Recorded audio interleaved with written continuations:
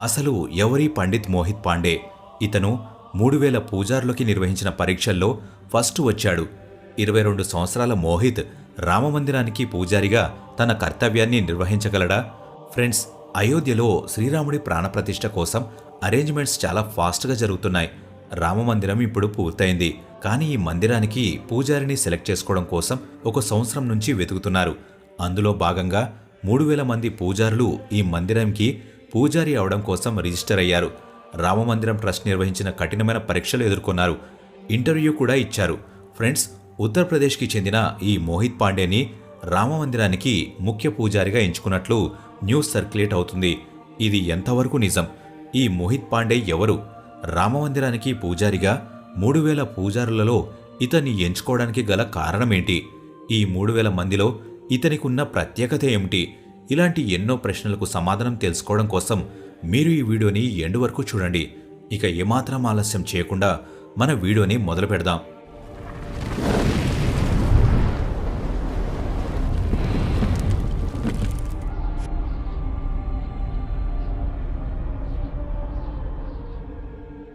Friends, Ayodhya లాంటి ప్రసిద్ధ మందిరంలో శ్రీరాముడికి పూజ చేయడం అంటే చాలా పెద్ద బాధ్యత. దీనిని సాధారణ పూజారులు చేయలేరు. 31 సంవత్సరాల పాటు సత్యేంద్ర దాసు గారు దీనికి పూజారిగా ఉన్నారు. ఇతను తన బాధ్యతలు చాలా బాగా నిర్వర్తించారు. తన పూర్తి జీవితకాలాన్ని శ్రీరాముడికి అర్పించాడు. కబీర్ నగరంలో జన్మించిన సత్యేంద్ర దాస్ గారికి చిన్నప్పటి నుంచి శ్రీరాముడు అంటే అపారమైన భక్తి. 1958లో ఇతను అయోధ్యకి వచ్చాడు. 1990లో జరిగిన బాబ్రీ మసీద్ రామజన్మభూమి వివాదం సమయంలో ఇతను పూజారిగా ఉన్నాడు. అప్పటి నుంచి ఇతను చాలా బాధ్యతగా శ్రీరాముడిని పూజిస్తూ వస్తున్నారు. శ్రీరామ మందిరం ప్రాణప్రతిష్ఠ పూర్తయిన తర్వాత కూడా కొన్ని రోజుల వరకు సత్యేంద్ర దాసు గారే పూజారిగా వ్యవహరిస్తారు. ఇప్పుడు సత్యేంద్ర దాసు గారి వయస్సు 83 సంవత్సరాలు. ఈయన గత సంవత్సరం నేను త్వరలో రిటైర్ అవుతానని, నా తర్వాత ఇంకొక పూజారి కోసం ఇప్పటి నుంచే వెతకడం మొదలుపెట్టాడని ఉత్తరప్రదేశ్ గవర్నమెంట్కు చెప్పాడు. అప్పుడు సత్యేంద్ర దాస్ గారు ఈ మందిరం యొక్క నియమాలను కొత్త పూజారికి చెప్పవచ్చని ఆయన భావించారు. అప్పటి నుంచి ఉత్తరప్రదేశ్ గవర్నమెంట్ రామమందిరానికి కొత్త పూజారిని వెతకడం మొదలుపెట్టింది. అప్పుడు కఠినమైన పరీక్షలకు హాజరైన 3000 పూజారులలో 22 సంవత్సరాల మోహిత్ పాండేని ఎంచుకున్నారు. అసలు ఆ కఠిన పరీక్షలు ఏంటి? వాటిని ఎలా నిర్వహించారు? శ్రీరామ మందిరం యొక్క ట్రస్ట్ అక్టోబర్లో మందిరం కోసం పూజారి కావాలని ఒక నివేదికను రిలీజ్ చేసింది. అందులో వాళ్ళు కొన్ని కండిషన్స్ గురించి చెప్పారు. ఆ కండిషన్స్ ఏంటంటే పూజారి వయస్సు 20 సంవత్సరాల నుంచి 30 సంవత్సరాల లోపు ఉండాలని, దీంతో పాటు వాళ్ల ముందు తరాల వాళ్ళు కూడా పూజారులు అయి ఉండడం తప్పనిసరని, దీనితో పాటు వాళ్ళు ఏదైనా ఒక గురుకులంలో శిక్షణ తీసుకుని ఉండాలని, వాళ్ళు శిక్షణ తీసుకున్నట్టు ఒక సర్టిఫికెట్ ఉండాలని చెప్పింది. దీనికి దాదాపుగా 3000 మంది పూజారులు రిజిస్టర్ అయ్యారు. వాళ్లలో 200 మంది ఇంటర్వ్యూ కోసం సెలెక్ట్ అయ్యారు. వాళ్లలో మోహిత్ కూడా ఉన్నాడు. ఫ్రెండ్స్, ఇంటర్వ్యూ చేయడం చాలా కష్టమైన పని.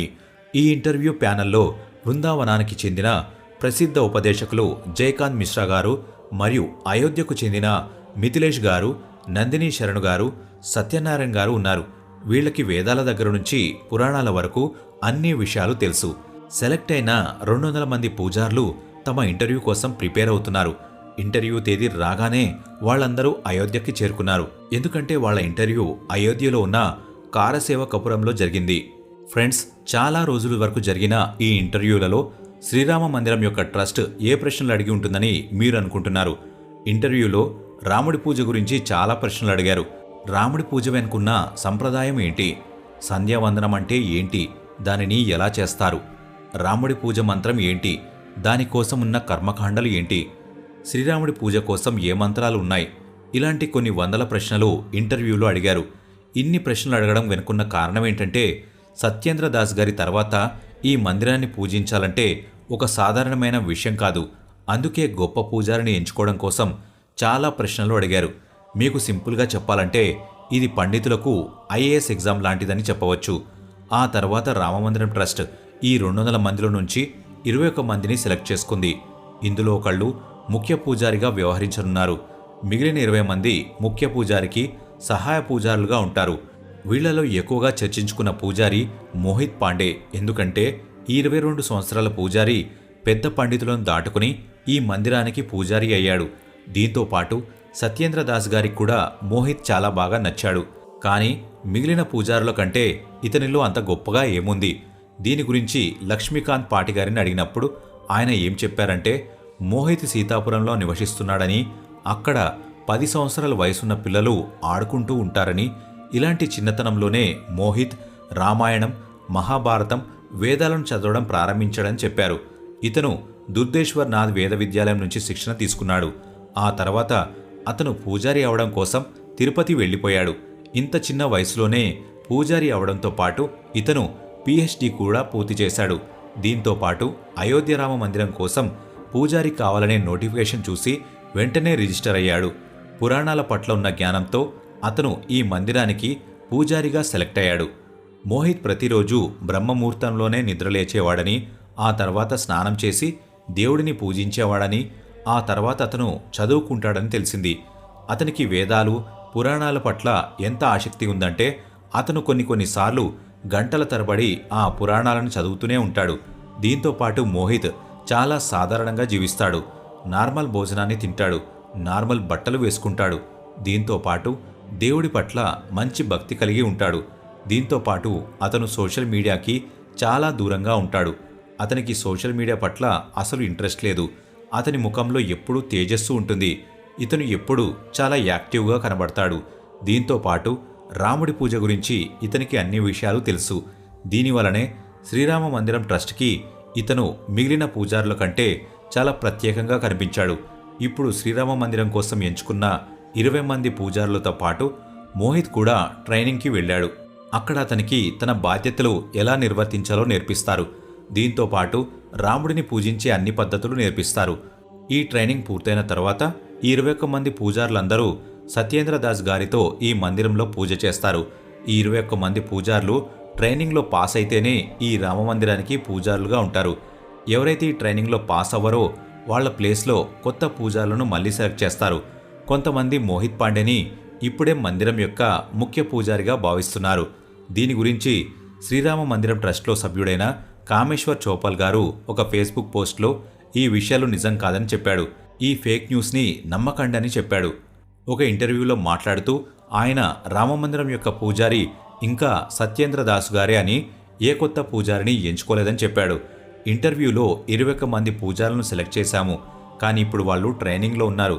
వాళ్ళు ఆ ట్రైనింగ్ పాస్ అయితేనే ఈ మందిరానికి పూజారిగా వ్యవహరిస్తారని, వాళ్ల సామర్థ్యాన్ని బట్టి మందిరం యొక్క పూజారిని సెలెక్ట్ చేసుకుంటామని చెప్పాడు.